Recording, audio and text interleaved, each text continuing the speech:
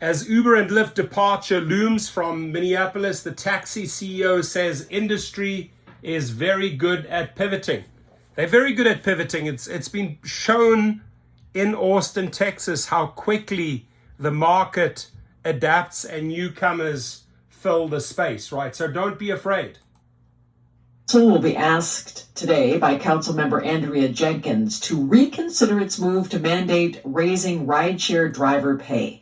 Companies Uber and Lyft say they'll pull out of the Twin Cities because of an ordinance that the Minneapolis City Council passed after overriding a veto by Mayor Jacob Frey. If the rideshare companies make good on their threat, it could mean a boom in business for the taxi industry. But there are far fewer taxis now since rideshare entered the market about a decade ago. Blue and White Taxi has been in the Twin Cities for nearly a century, and its CEO and co-owner, Waleed Sanbo, is on the line. Good morning. Welcome. My pleasure. Thank you for having me. I did not know there are only about 14 taxi cabs licensed in Minneapolis. That doesn't sound like a lot of taxis available for hire. What's going on? So a lot of the taxi cab companies over the years have closed down. That doesn't mean there aren't taxis. It just means we're not willing to pay the city of Minneapolis the fee to be licensed, given that the cab stands have been minimal and most of the business isn't there for us anymore. Taxi services and companies like myself, we have taxis. I have 250, 300, whatever the rough number is, but we just don't license them in the city of Minneapolis, meaning that if people started coming out of hotels or coming out of the convention center, there's no cab stand even for them to sit at anymore for there to be taxis there. And so you figure, why pay the money to get licensed? Yeah, the whole thing we were told was that the $4.95 that we would pay them every year was to assure us that we would have cab stands. And through the years, more and more cab stands got shut down. More and more became so-called private property that we weren't, they would take them down from hotels. And then there were more and more private property loading docks or loading zones for Uber and Lyft drivers, which we were told wasn't going to happen. So through time, there just is, well, why should I pay money then if they have loading areas at the stadiums also? And we're just being told, well, it's private property, so they can do what they want. So you're up against that. You're up against Uber and Lyft. How are you making ends meet? A lot of our business is contract work. So we do a lot of non-emergency medical transportation, transportation for children to and from school, other account work that we've been really good at getting. So we've had to shift our work and shift what we do, shift how we do business in terms of, our billing department had to get much bigger because we got a lot more account work. So we've been able to survive. I mean, during COVID, we went and built shields in our cars and filtration systems so that we could continue. And we got a lot more business then when most people weren't driving for Uber and Lyft. We've been very good at pivoting and changing direction to make sure that we're still around. So if Uber and Lyft do pull out of the Twin Cities as they're threatening to do, are you going to do anything to ramp up operations to take some of those rides?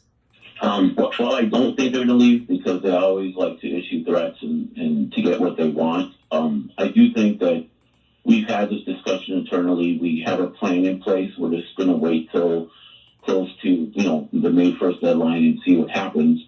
And with that, we've had a lot of discussions with Uber drivers who a lot of them we know, or I know because they used to drive for me a long time ago. And we know what we have to do to bring them on.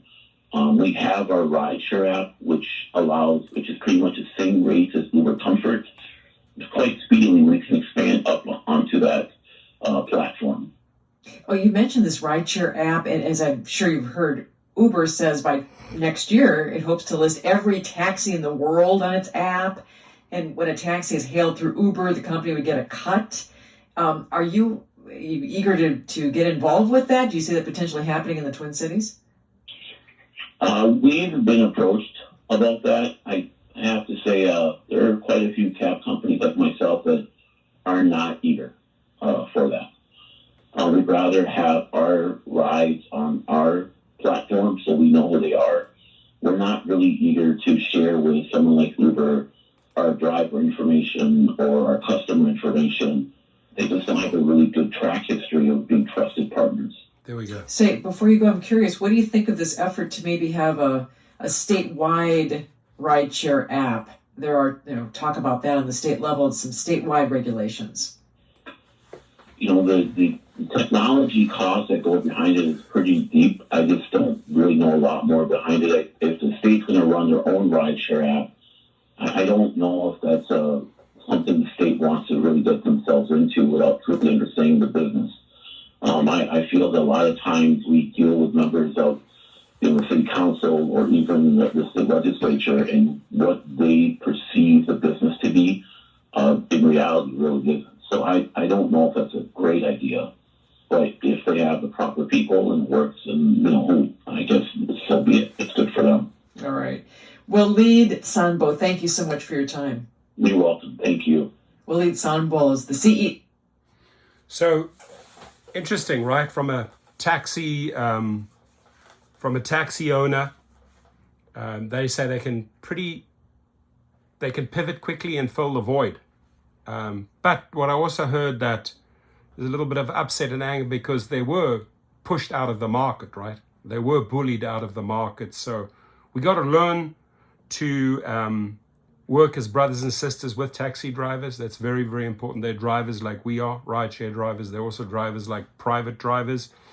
There's space for all, but we have to have the checks and balances in place and put Uber and Lyft on notice, right? They cannot get away with this bullshit, and they cannot treat taxi drivers as they wish.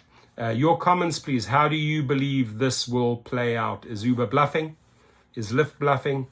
What do you think is going to happen in Minneapolis? Your comments.